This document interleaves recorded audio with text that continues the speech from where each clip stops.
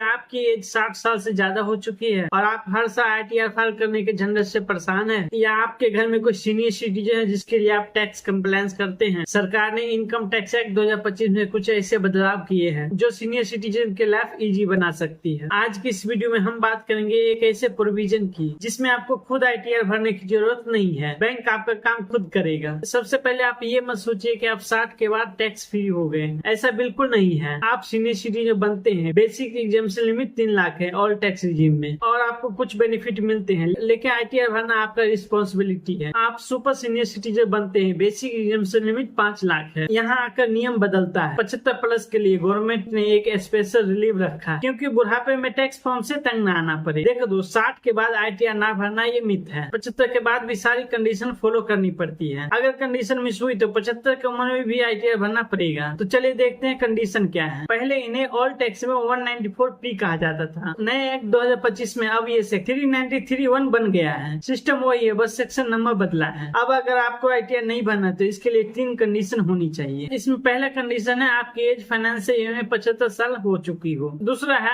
आपको सिर्फ 2 तरह की इनकम आनी चाहिए। पहला है पेंशन इनकम, दूसरा है बैंक का इंटरेस्ट, वो एफडी का हो या सेवी बैंक का हो। तीसरा कंडीशन है आपके पास एक ही बैंक अकाउंट होना चाहिए, उसी में आपका पेंशन आ रहा हो, उसी में आपका बैंक का इंटरेस्ट आ रहा हो। अब जानते हैं बैंक का रूल क्या है, ये भी तो जानना जरूरी है भाई। अगर आपका ऊपर वाला तीनों कंडीशन ओके है तो आपको कुछ नहीं करना, आप बैंक में जाके फॉर्म 12 BBS भरना होगा। नए रूल में कुछ लोग इसे फॉर्म 125 भी बोल रहे हैं। उसके बाद आप बैंक वाला बंदा टीडीएस डिडक्टर बन जाएगा। बैंक खुद आपका इनकम कैलकुलेट करेगा, स्टैंडर्ड डिडक्शन 75,000 मैनेज करेगा। उसके बाद जो भी आपका टैक्स बनेगा वो पेंशन से या एफडी से काट लेगा और हाथ जोड़ के बोलेगा बाबूजी अब इनकम टैक्स मत भरना। आपका काम हो गया, अब आप घर जाइए। अब दोस्तों ये वो टॉपिक है जो बहुत सारे यूट्यूबर मिस कर दिए हैं, प्रैक्टिकल फिलिंग पार्ट। अब बैंक जाओगे तो वो मैनेजर फॉर्म 12 BBS भरेंगे। अब जानते हैं ये फॉर्म क्या है। ये एक सिंपल डिक्लेरेशन है, इसमें आप साइन करके बताओगे। आप उनको बताओगे मेरा पैन नंबर ये है, मेरा पेंशन बैंक अकाउंट नंबर ये है, मेरा एफडी इंटरेस्ट वाला अकाउंट ये है और दोनों सेम बैंक में है, और मैं हैप्पी डिबेट दूंगा कि मेरा कोई और इनकम नहीं है, ना मेरा बिजनेस से कोई इनकम है, ना मेरा शेयर मार्केट से कोई इनकम है, ना रेंटेड इनकम है। अगर आप बैंक नहीं जाना चाहते, आप घर से ये फॉर्म फाइल करना चाहते हैं, आजकल तो बैंक नेट बैंक या ब्रांच में ही ई फाइलिंग कर देते हैं। आप बस ये फॉर्म सबमिट कर दो, बस इतना से काम है। इसके बाद आपका आईटीआर फाइल करने की टेंशन खत्म। रुको, इतना आसान थोड़ी है। अगर आपने सोचा मैं तो 75 का हो गया अब तो टैक्स ही नहीं भरूंगा, तो ये गलत है। अब दोस्तों बात करते हैं कौन एलिजिबल नहीं है इसके लिए, जिसको आईटीआर भरना ही पड़ेगा। अगर आपने म्यूचुअल फंड और शेयर मार्केट में पैसा लगाया और उसको बेचा और आपको कैपिटल गेन हुआ तो आप एग्जेम्प्ट नहीं हो। बैंक सिर्फ इंटरेस्ट और पेंशन कैलकुलेट कर सकता है, आपका शेयर मार्केट का टैक्स नहीं। मान लीजिए आपका पेंशन SBI में आ रहा है और आपका एफडी का इंटरेस्ट पंजाब नेशनल बैंक में आ रहा है, तो आप एग्जेम्प्ट नहीं हो। आपका सारा पैसा एक ही बैंक अकाउंट में आना चाहिए। अगर आपका अपना मकान है और उससे रेंट आ रहा है तो आपको आईटीआर भरना पड़ेगा। ये रूल सिर्फ रेजिडेंस इंडियन सिटीजन के लिए है। NRI हो तो इसके लिए अलग कैलकुलेशन होती है। अब मैं आपसे पर्सनल ओपिनियन शेयर करता हूँ। मेरी राय 75 साल की लिमिट कम करके 60 साल कर देनी चाहिए। क्यों, आजकल लोग 60-65 में रिटायर हो रहे हैं, उनको मेडिकल कंडीशन भी हो जाती है और डिजिटल इंडिया में बैंक का चक्कर काटना मुश्किल हो जाता है। गवर्नमेंट ने 75 किया है क्योंकि ज्यादा लोग एग्जेम्प्ट ना हो जाए, लेकिन मुझे लगता है अगर आपका सिर्फ पेंशन है और एक एफडी है, चाहे आप 60 की हो या 75 की हो, आईटीआर की फॉर्म सिंपल होनी चाहिए। आपको क्या लगता है कमेंट बॉक्स में जरूर बताइए। क्या 60 साल के सीनियर सिटीजन को भी आईटीआर फाइलिंग से एग्जामिशन मिलना चाहिए? तो दोस्तों जल्दी से इसे समराइज कर देते। अगर आप 60 से 74 के हैं तो बेसिक एग्जामिशन का फायदा उठाओ, डिडक्शन लो और आईटीआर भरो, नहीं तो बैंक टीडीएस काट लेगा। अगर आप 75 प्लस के हो तो पेंशन और एफडी एक ही बैंक में रखो। बैंक जाओ, फॉर्म 12 BBS भरो, उसके बाद आईटीआर मत भरो। अगर आपके पास रेंट, शेयर मार्केट या दूसरा बैंक तो आपको आईटीआर भरना जरूरी है, चाहे आप 100 साल का क्यों ना हो। अगर आपके पेरेंट्स और रिलेटिव 75 के ऊपर है तो आज ही उनके बैंक डॉक्यूमेंट चेक कर। तो आई होप दोस्तों आपको वीडियो इन्फॉर्मेटिव लगे। अगर वीडियो अच्छी लगे तो चैनल को सब्सक्राइब करें, वीडियो को लाइक करें, अपने दोस्तों के साथ शेयर जरूर करें। तो चलो दोस्तों मिलते हैं किसी नए वीडियो में, तब तक के लिए